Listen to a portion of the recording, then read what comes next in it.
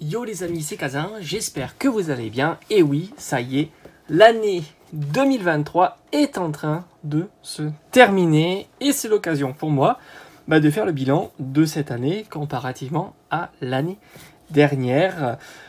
Franchement, ça a plutôt très bien marché. Je vais vous donner les statistiques de la chaîne de 2022. On avait fait sur une année 700 000 vues et à peu près 1800 abonnements. Pour l'année 2023, on est à 1 700 000 vues, donc beaucoup plus, ce qui s'explique évidemment par tout un tas de choses, mais aussi, et ça c'est aussi très important, 3800 abonnés durant toute l'année, donc c'est plutôt très sympa. Il y a eu les shorts évidemment qui ont participé grandement au nombre de vues, mais aussi au nombre d'abonnés. Il faut savoir que les personnes s'abonnent plus facilement quand ils regardent des shorts plutôt que quand ils regardent des vidéos. Alors le bilan, franchement, je vous remercie. On a passé une très bonne année. Que ça soit sur les ouvertures, sur les nouvelles séries qui sont sorties, sur l'actualité, mais aussi sur les tendances. On a fait vraiment pas mal de trucs ensemble. Et c'est vrai que 2024, je vais vous dire un petit peu ce qu'on va retrouver tout simplement sur la chaîne en 2024. Alors déjà, tout d'abord, ce que je souhaite pour 2024, alors j'espère toujours que on reste dans une situation où les cartes restent très bon marché. On est toujours sur des prix plutôt intéressants. Tu l'as vu au travers de mes différentes vidéos. L'évolution des tarifs a fortement bougé durant toute cette année et à tel point qu'on a retrouvé des cartes vraiment ultra bon marché, à savoir quelques SAR qui ont diminué jusqu'à des 5 €. Je t'invite à regarder mes différentes vidéos, mais aussi des alternatives qui sont plutôt bon marché, des cartes aussi AR que tu peux trouver à moins de 5 €. C'est des tarifs qu'on n'avait pas vus depuis très longtemps. Et qu'est-ce qu'on a pu constater aussi durant l'année 2023? Déjà, même sur des séries hyper tendances où on pouvait imaginer peut-être un rebond sur Pokémon avec des séries comme 151 par exemple, et bien au final, même si au départ 151 était une série assez difficile à trouver en boutique, il fallait quand même y aller plutôt très tôt, les items avaient tendance à partir assez rapidement, mais au final sur la durée, et c'était ce que j'avais un petit peu mis en avant au travers de mes vidéos, sur la durée on n'a pas eu tellement de difficultés pour pouvoir ouvrir du 151, puisque encore à l'heure actuelle certains me disent qu'ils trouvent du 151, et il y a eu même, alors chose assez extraordinaire, de la promotion sur 151 à 50% cagnoté, etc. C'était un petit peu la période, tu le sais, on était une période fin d'année avec les Black Friday, avec aussi Noël, et par conséquent les grandes surfaces, les boutiques de jouets ont utilisé donc ces moments de promotion pour mettre des promos sur Pokémon. Moi-même j'en ai profité d'ailleurs sur 151, puisque ça m'a permis d'acheter le 151 à 25% de réduction. Alors c'est pas les 50% que j'ai pu voir sur le net ou au travers de vos messages, mais ça reste assez fou, puisqu'on sort petit à petit, et là on y est sorti complètement, d'une période très difficile pour trouver des items, ou alors tout simplement pour acheter des cartes pour compléter nos collections. Donc c'est vrai que maintenant on est plutôt dans un moment plutôt sympa, et j'espère qu'en 2024 ça va continuer. Pour l'instant j'ai envie de te dire que ça semble être le cas, puisque je vois mal 4.5 changer la donne. Pour moi c'est une série qui est somme toute trop classique, et avec un manque cruel de AR et de SAR, et beaucoup trop d'ultra rares.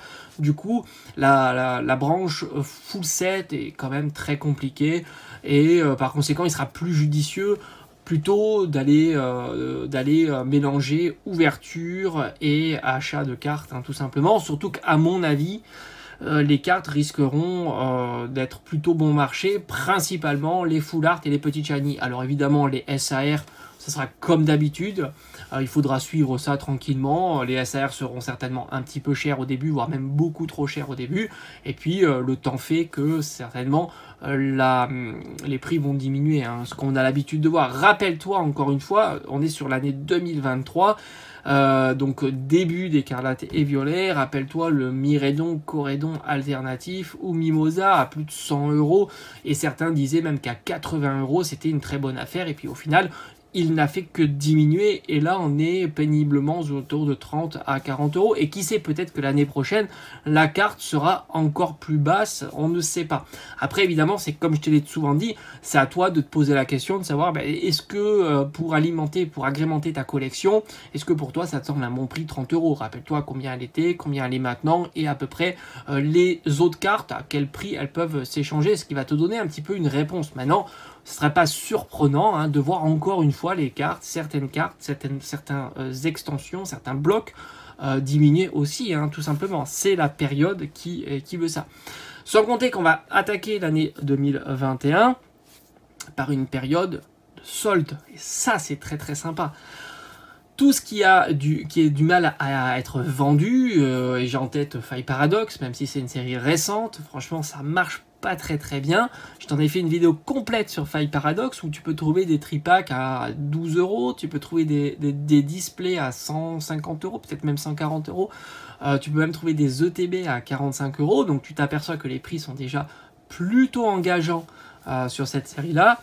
Et par conséquent, si ça continue comme ça, si la demande ne se fait pas, sans compter qu'il y a les autres séries qui vont arriver, je serais assez pas étonné, ou peu étonné de voir justement Faille Paradox et d'autres séries en promotion.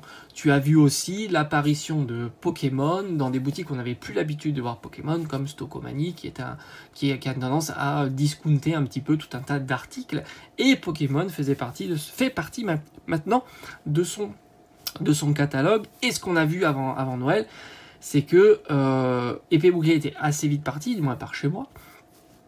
Mais EV1 et EV2 avaient du mal à partir. Même si les quantités ont diminué, les quantités sont quand même assez importantes. Donc tout ça c'est intéressant et c'est plutôt cool. Ça va nous permettre de faire de belles ouvertures pour moins cher. Et ça c'est très agréable. Ou alors tout simplement de compléter nos collections pour des tarifs plus réduits.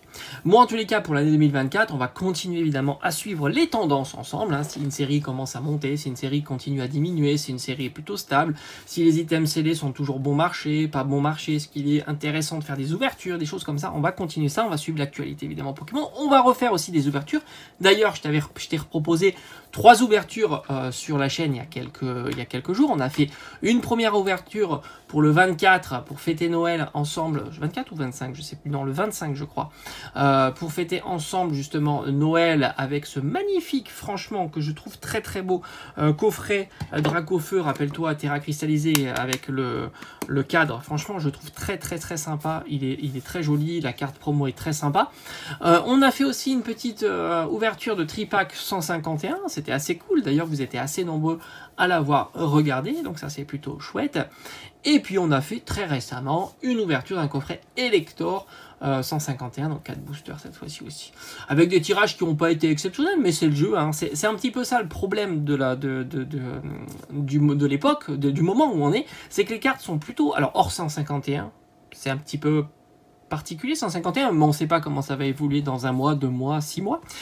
Mais disons que les cartes sont tellement peu chères que quand tu dépenses 25 ou 30 € dans un coffret, tu te poses la question de savoir est-ce qu'il n'est pas judicieux de dépenser 20 ou 25 € ou 30 € dans des cartes, puisque au final, pour un budget comme ça, tu peux avoir 2-3 AR, une SAR ou tout un tas de cartes. Et c'est vrai que la question se pose. Autant il y a quelques années ou quelques mois, c'était plus compliqué parce que les cartes étaient quand même beaucoup très cher, beaucoup cher par rapport au prix des boosters, alors que là la tendance elle s'inverse un petit peu, et du coup tu te poses la question de savoir si tu vas pas plutôt privilégier les achats de cartes plutôt que les ouvertures.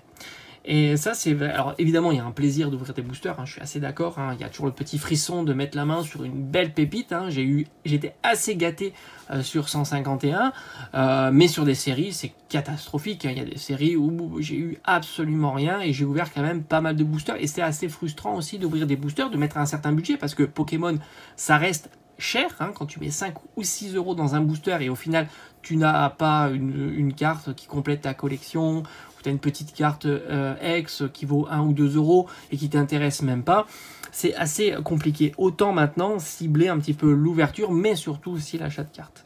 Donc 2024, je vais vraiment faire aussi comme un petit challenge sur la chaîne, où à chaque vide-grenier, je vais essayer d'en faire plus que l'année dernière, plus les teaser ou les filmer, ça pourrait être assez intéressant, où je vais me faire des objectifs, comme je t'ai dit dans mes vidéos précédentes, si tu me suis depuis un moment, je vais me focaliser sur les SAR, les AR, et tout un tas de cartes qui m'intéressent dans la collection, mais prioritairement les SAR et les AR, on va dire entre guillemets bon marché. Je vais essayer de collectionner, de rentrer dans ma collection toutes ces AR là et SAR qui sont bon marché et qui sont compliqués d'acheter sur internet, puisque souvent ça te rajoute les frais de port. Alors que si tu as les cartes entre les mains au vide-grenier, au même tarif, c'est juste topissime. Je vais essayer aussi de faire un petit classeur, ça peut être assez sympa, des gold items. Voilà, au final, quand tu vois le prix de ces cartes-là, souvent elles sont à moins de 10 €, voire même moins de 5 €, mais au final, je les trouve quand même assez sympas dans un classeur à thème. Comme ça, j'aurai un petit classeur que j'ai déjà. J'ai pas mal de petits classeurs 151. Alors, je te cache pas que si je pouvais retrouver, pourquoi pas, en boutique, des petits classeurs 151 avec 4 boosters pour 35 €, je me laisserais tenter.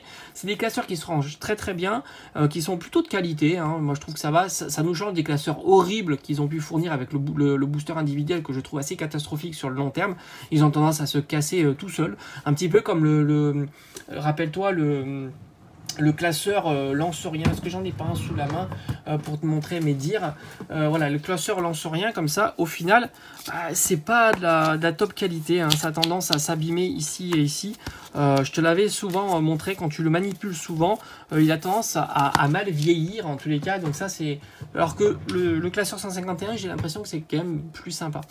Donc l'objectif pour l'année prochaine, ça va être de privilégier les vides-greniers pour les rentrées de cartes. Je vous teaserai ça, je vous montrerai mes comptes rendus, les prix à laquelle j'ai pu les avoir, voir s'il y a toujours des stands qui sont soit de plus en plus présents ou de moins en moins présents, en tous les cas dans les vides-greniers, prendre un petit peu la température de l'évolution de Pokémon au travers tout un tas d'informations comme les vides-greniers, parce que faut pas croire, les vides-greniers c'est une grande source d'informations. Déjà tu entends les gens qui cherchent, qui parlent, tu vois les stands, tu vois les vendeurs, certains vendeurs sont professionnels, d'autres sont collectionneurs, donc ils font ça pour pouvoir après financer d'autres ouvertures, etc.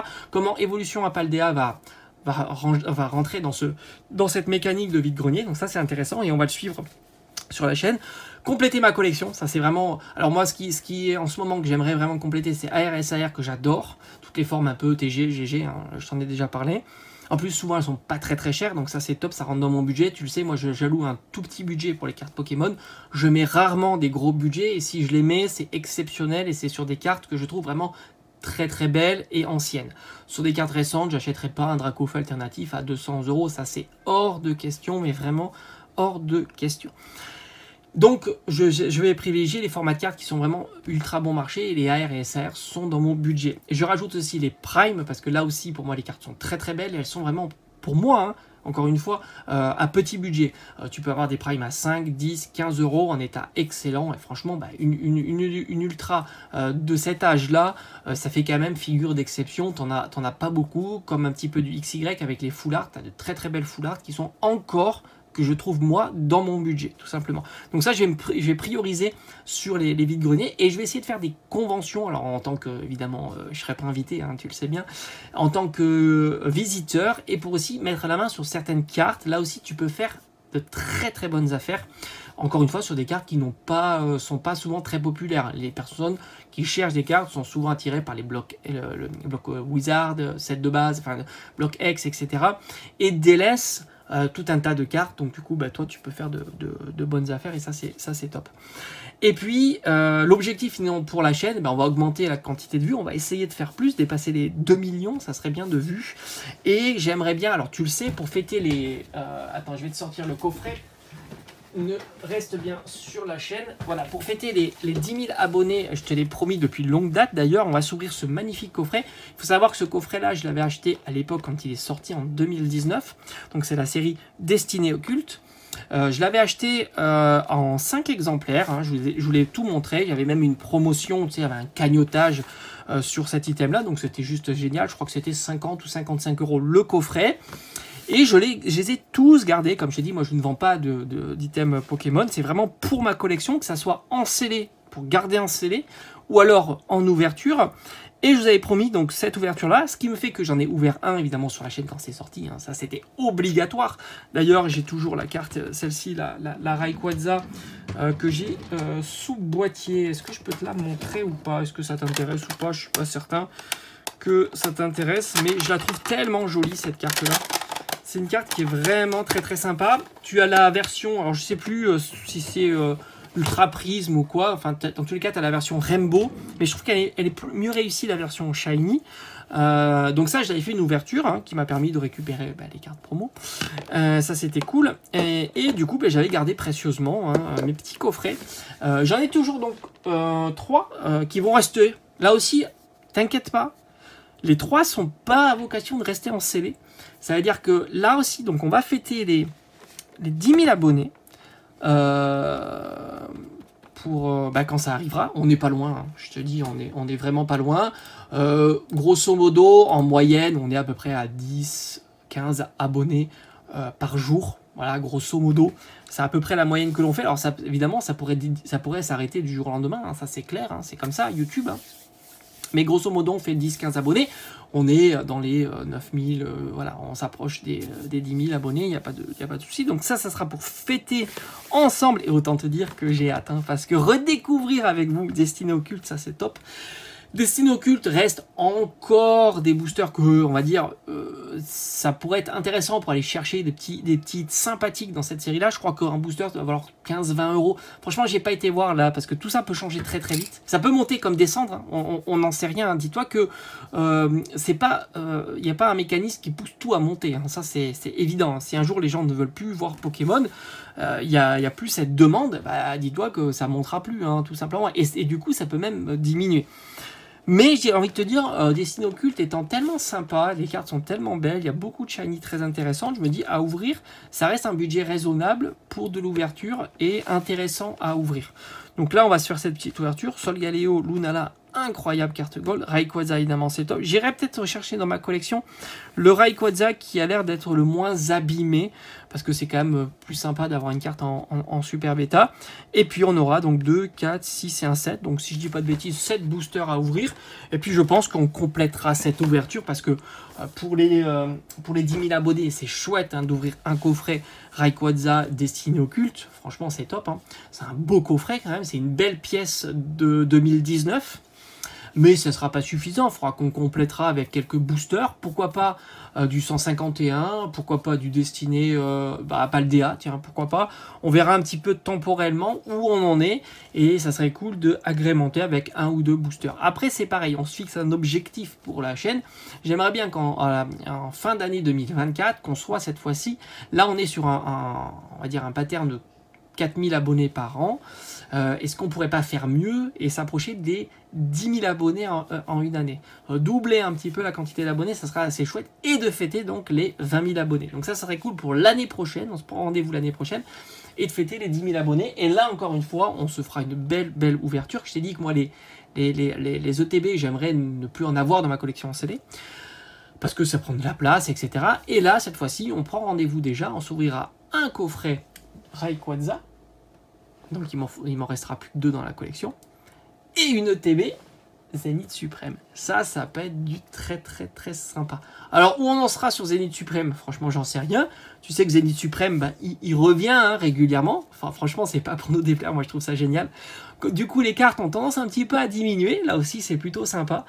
Tu peux trouver des cartes ultra sympas, ultra belles. Pour pas trop cher. Encore une fois, quand je dis pas trop cher, ça veut tout et rien dire, mais disons que par rapport à ce qu'on a connu, on a des cartes, on a un petit Dracofeu Vestar à 8 €, on a même des belles GG texturées type alternatif à 20-30 €, des Vestars, des choses comme ça. Donc je trouve que c'est plutôt très sympa. Zénith Suprême, c'est une série que j'aimerais bien encore vous proposer à l'ouverture pour fêter des petits events, hein, comme les 20 000 abonnés, ça pourrait être sympa. Donc j'ai loupé le coup hein, d'acheter des Zénith Suprême pendant Enfin, je sais pas que je loupais le coup, je les avais entre les mains, mais je me suis dit ouais non, faut que je le stocke, etc. C'est un petit peu chiant parce que faut jongler avec la place, mais c'est vrai que je me dis pour fêter un petit event avec du Zénith Suprême, c'est franchement sympa. Bon, j'ai encore, je sais plus si j'ai une ou deux ETB, j'irai checker ça évidemment, mais déjà on a pris rendez-vous, 20 000 abonnés, donc ça serait vraiment chouette pour l'année prochaine, 20 000 abonnés. Alors si ça se fait au bout d'un an et demi, ça se fera au bout d'un an et demi. J'avais espéré fêter les 10 000 abonnés avant la fin 2023. Ça n'a pas été le cas. On n'en est pas loin. Mais on va continuer. Donc là aussi, ça sera un truc à faire. On va essayer, évidemment. On continuera aussi sur les bons plans. De voir s'il y a des bons plans, hein, je vous teaserai ça, de voir les endroits où il y a du Pokémon, des promotions, hein, tout ça sera toujours teasé sur la chaîne, on fera des shorts aussi sur tout ce qui est bon plan, on prendra aussi la tendance de certaines cartes, est-ce que la carte diminue, est-ce que la carte elle augmente, tout ça on le mettra tout au long de la vidéo sur la chaîne. On suivra aussi les tendances de format de carte, parce que est-ce qu'un jour la carte Gold deviendra impopulaire, ou reste toujours non populaire? Est-ce que la Rainbow un jour viendra populaire ou reste toujours un peu, on va dire, entre les deux? Est-ce que la version Terra cristallisée sera un jour aussi populaire, ou on a l'impression que les Terra cristallisées c'est des cartes qui au final sont plutôt boudées? Tout ça c'est des choses qu'on verra aussi sur la chaîne, ça peut être assez intéressant de suivre ça. Franchement moi j'adore les Terra, je sais pas pourquoi, mais je suis toujours à côté de la plaque. Hein. Bon, j'adore les SAR, les AR et les alternatives. Hein. Mais les Terra cristallisés, quand tu penses qu'une petite sucrine comme ça doit valoir quoi, 5 €. Et encore, c'est pas dit que ça va pas continuer à baisser parce qu'on est quand même sur Five Paradox, série très jeune, et tu sais qu'en règle générale, plus les mois passent, moins la demande se fait, et par conséquent, le prix a tendance à demander. Moi, je la trouve très très sympa, et je trouve ça plus cool que les foulards que propose en tous les cas en ce moment le bloc écarlate et violet. Et puis encore une fois aussi, qu'est-ce qui va être la nouveauté du bloc écarlate et violet? On a vu différentes nouveautés, hein. On pouvait voir dans Soleil et Lune, je crois que c'était l'apparition des Rainbow. On a eu aussi l'apparition des Gold, hein, des formats Gold comme ça. On a eu aussi l'apparition des Escouades. On a eu l'apparition des alternatives texturées. On a eu tout un tas d'apparitions, les secrètes de Éclipse Cosmique, les aussi maintenant plus récemment les Terra cristallisées, etc. Donc on a envie de voir quelles seront les nouveautés un petit peu que va apporter écarlate et violet. On avait vu aussi les Amazing, les prismes, les brillants, tout ça, voilà, tout est un tas de formats de cartes, qui n'est pas toujours populaire, hein, on est clair là-dessus, hein. Les prismes par exemple, ça a été un flop, hein, visiblement, quand je vois que certaines prismes valent 2-3 €, voire même 1 ou 2 €, moi je dis, je suis content, hein. Je t'avoue, moi, ce que j'adore ce format de carte là. Alors, parce que c'est pas parce que j'adore un format de carte là que ça veut dire que ce format de carte là sera populaire dans 1 an, 2 ans, 10 ans. Non, j'en ai absolument aucune idée. Et qu'un jour elles vaudront cher. J'en ai absolument aucune idée. Moi, je te dis juste que j'aime collectionner ce format de carte là. Et ça nous change. Moi, j'aime les formats qui changent un petit peu les cartes. Et je trouve ça très agréable en tous les cas d'avoir une variété comme ça. J'étais un petit peu déçu de voir qu'ils avaient très rapidement abandonné par exemple les Amazing ou alors les alternatives Gold. Pourquoi ne pas avoir continué l'alternative Gold? Moi je ne sais pas, et je suis un petit peu déçu quand je vois que Pokémon Company a des idées plutôt sympas et qu'il les abandonne ultra rapidement, hein. Les brillants, les Amazing, tous ces formats là n'ont pas duré dans le temps, et c'est vraiment dommage. Et tout comme encore pire, la V-Star alternative Gold qui a duré un épisode de Zénith Suprême. Moi je me suis dit mais pourquoi c'est super joli, ça dure pas. Donc voilà, je voulais encore vous remercier, on a passé une très bonne année. J'espère que l'année prochaine sera encore plus folle, avec encore plus de news et d'actualités Pokémon, ça pourrait être génial, avec des tendances toujours à la baisse, parce que ça fait plaisir de pouvoir compléter sa collection sans se ruiner, et du coup moi si ça baisse, ça me permettra de rentrer des cartes dont le budget n'est pas. Il y a des cartes, je ne regarde même pas, parce que je sais que je ne vais pas les acheter. Il y a toutes les alternatives qui valent, je peux donner un exemple, Star étincelante Dracofeu, je ne l'achèterai pas. À moins que je tombe sur un vide-grenier, quelqu'un qui la vend à 10 €, mais ça c'est un cas très particulier. Mais à part ça, je sais très bien que cette alternative-là ne rentrera pas dans mon budget. Maintenant, si une alternative Dracofeu arrive à 50 €, là je me poserai la question, tu vois. Mais bon, peut-être que ça arrivera. On n'est jamais à l'abri de rien, les cartes avant valaient 10, 20, 30, 50 € les plus belles cartes, hein. Maintenant, c'est plus le cas. Est-ce que ça peut diminuer de façon vraiment significative? C'est pas impossible. Tout est possible, alors peut-être pas en 2024, mais peut-être en 2025 ou 2026. Tout ça, on n'en sait rien. Et du coup, ça me permettra de compléter, d'agrémenter ma collection avec d'autres cartes, et ça, c'est plutôt très très sympa. Mais bon, je t'avoue que maintenant, avec un budget qui est plutôt raisonnable, c'est-à-dire des cartes à moins de 10 euros, tu peux énormément te faire plaisir, tu peux avoir des alternatives, tu peux avoir des SAR, des AR, des Gold, des Full Art, même des cartes anciennes, et ça c'est vraiment génial, tu peux gérer ton budget convenablement. Allez, merci, écoutez, on se donne le rendez-vous l'année prochaine, hein, tout simplement, et puis comme d'habitude il y aura tout un tas de vidéos sur la chaîne. Encore merci, on a fait un beau parcours cette année-là, et j'espère que ça va encore continuer. Allez, je te dis à bientôt, portez-vous bien, ciao ciao.